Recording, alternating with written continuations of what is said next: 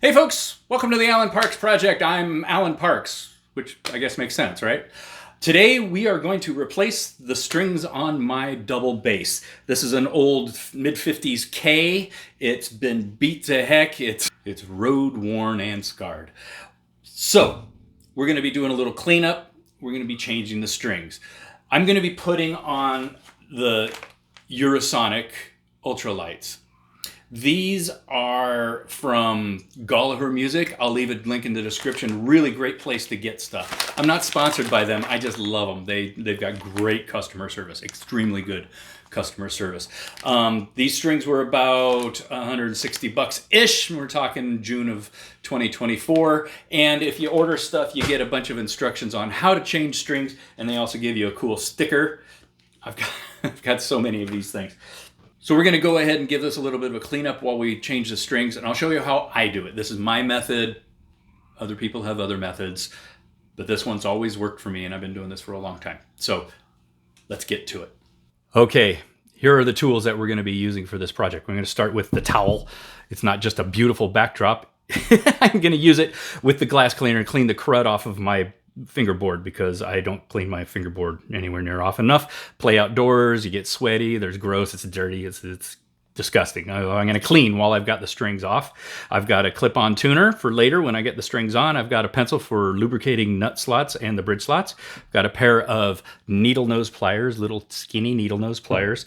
I have got some wire cutters for cutting off the tail ends of the strings that I don't need, and I've got a string winder. Not everybody uses a string winder. I find it very helpful. Otherwise, you're there twisting away forever, getting the strings on.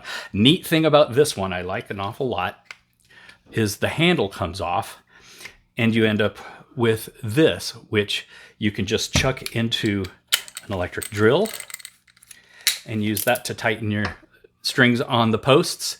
Just don't go real... don't do that. Be careful. This one has extra deep slots in it. I don't know, see if you can see. Yeah, there you go. Extra deep slots to accommodate upright bass tuners. So these are the tools we're going to be using. And now to take the strings off the bass. All right, I'm going to start with the G string for no good reason. You do not want to take all the strings off at the same time. The reason for that is that the bridge is a friction fit and it'll just fall right off, as is the sound post inside, and it'll fall right off and right over, and the tailpiece will get all loose and you've got a big, huge, ugly mess. You really don't want to take that stuff off unless you really have to. And we don't really have to because we're just changing strings. So I'm going to take my traditional raccoon tail. Yes, it's a real raccoon tail. Don't give me hell about that, please. Okay, so make sure I've got the slowly loosening up the string. You don't have to loosen it all the way off of there. You can get in and pull out the tail end of the string just as easy as anything else with the needle nose pliers. Let's try to get a better angle of that. Here you go, that's a little better.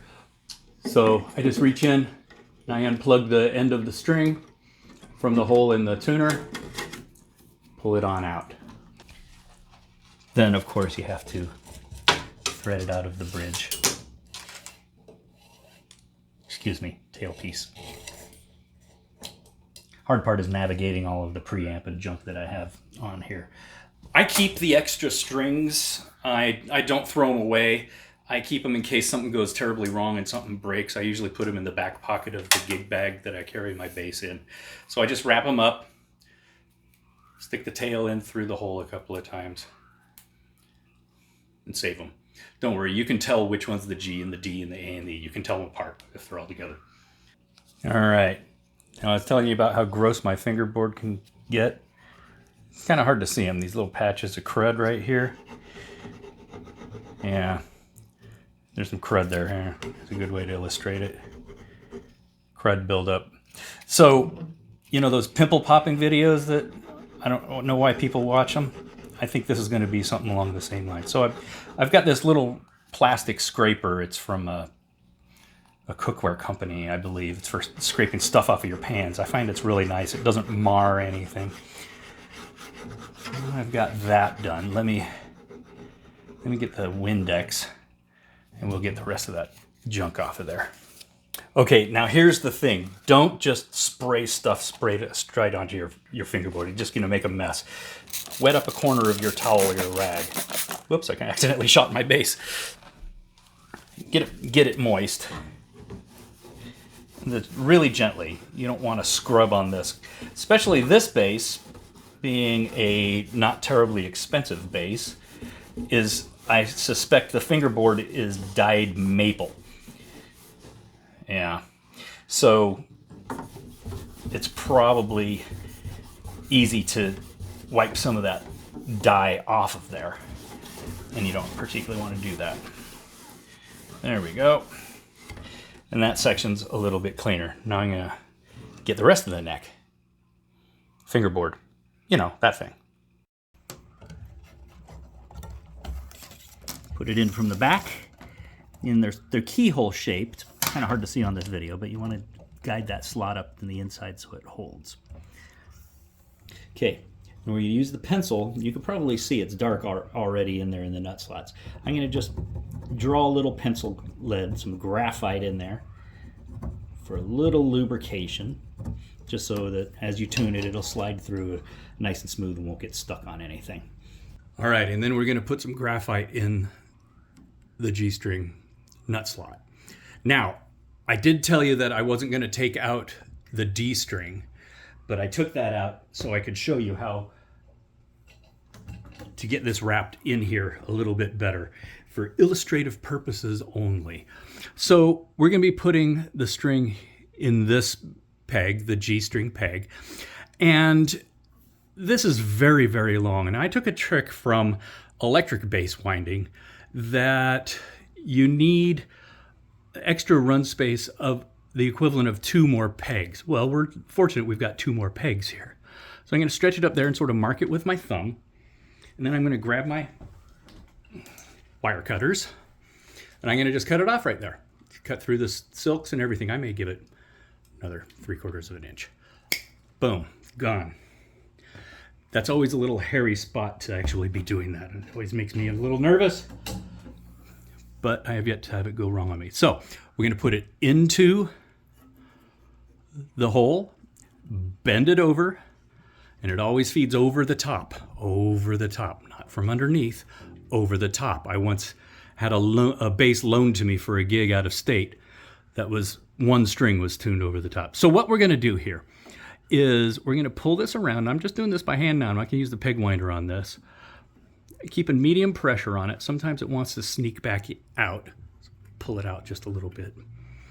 And we're going to go on away from the wall, on the outside of that little tag end of the string.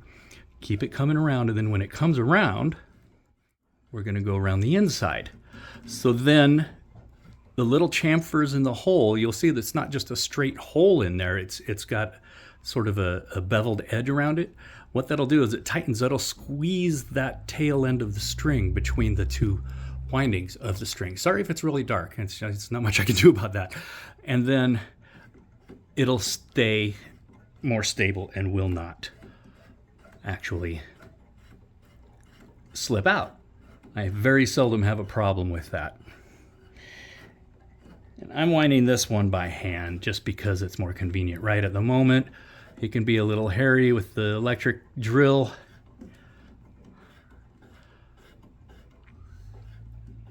Make sure it's in the slot of the bridge properly and in the tailpiece properly. Nowhere near up to pitch. That's how it's done. The G is finished. And now all we have to do is move on to the next strings.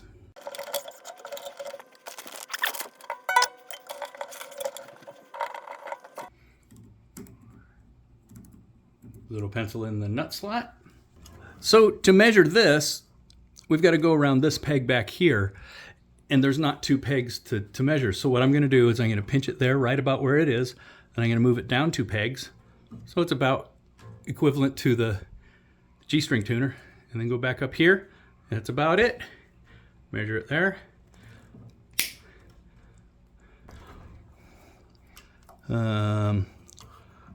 Where's the hole? Do not make any jokes about that comment. All right, and then wind it back up. Sorry, it's a good shot of the back of my hand, isn't it? How's that?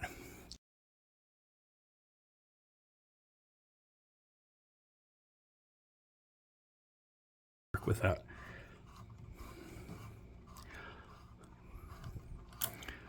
Around.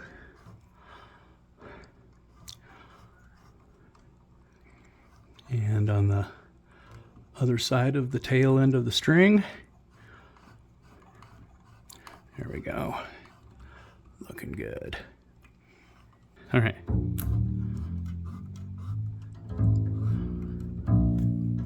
Oh yeah, nowhere even close.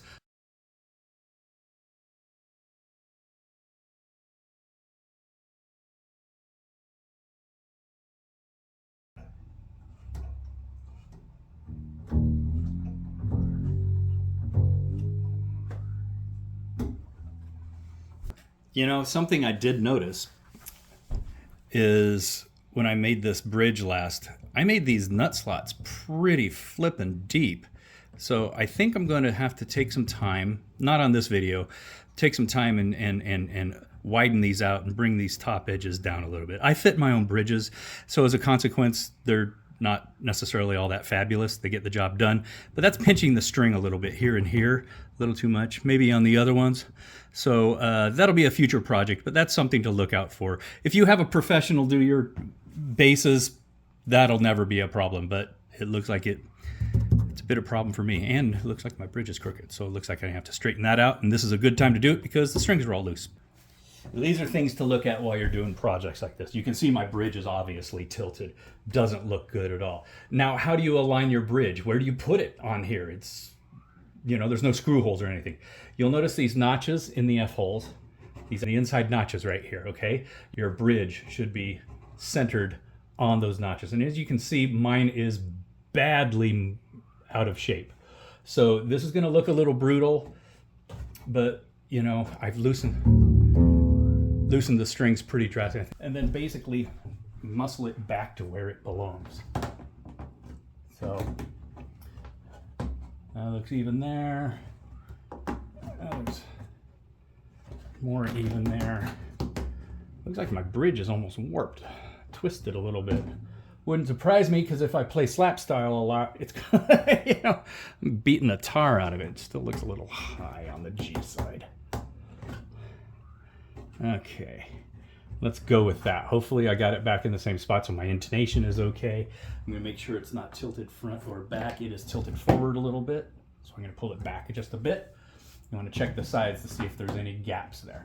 And that looks a lot better. I'm gonna keep continuing checking it to see if it leans forward on its feet as I tune it up, because it's pretty loose right now, so it may pull forward a little bit, upward a bit, but I'm going to keep an eye on that for later. All right, on to the last string, the E string.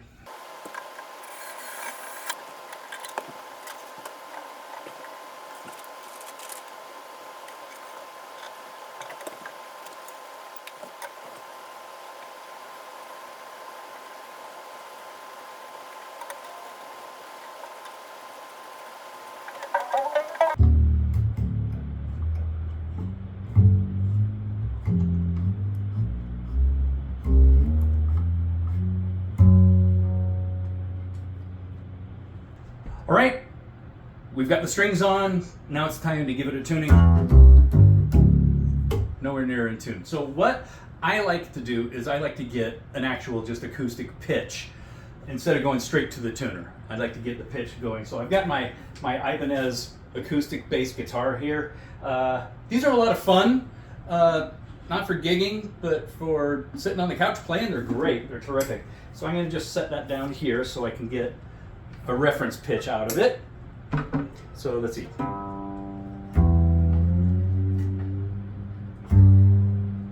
And you just want to get it close. That's pretty close. I freshly tuned this, so I know these notes are in tune. All right. A. All right, close. Terrible.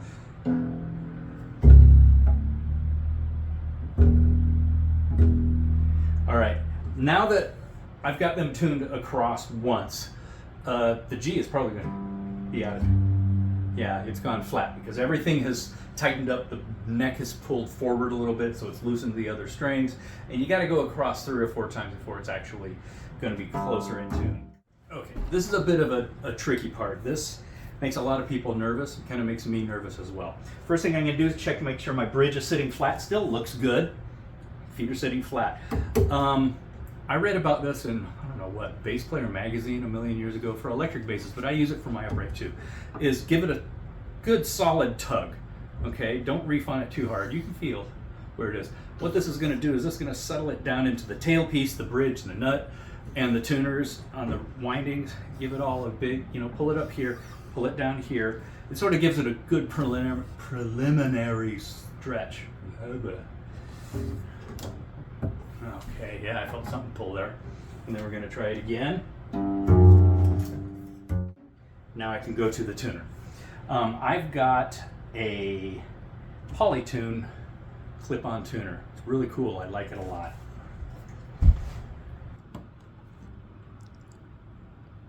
It's kind of ridiculous as far as accuracy goes.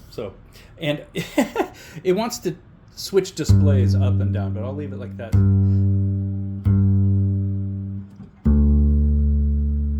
See, it flipped upside down to my viewpoint. Back to your viewpoint. Yeah, nothing more exciting on YouTube than oh boy, am I already low as a D there. Alright, back to my viewpoint. There's an E. New strings! I got new strings! 6-year-old strings are gone! Hopefully it'll be less than 6 years before I put new ones on. So, yeah, everything's lined up nice and neat. The bridge is straightened. It's sitting flat. It looks good. It feels nice. The fingerboard's clean. I've got all of the crud off of it, which is great. So, thanks for joining me. It's been a while since I've made any videos. Hopefully I'll get some more out going soon. Some more tuba stuff and some more bass stuff. Those are the instruments I play, so that's what I'm going to make videos about. So like, subscribe, comment, be nice, please. So I'll see you next time on the Alan Parks Project. Thanks.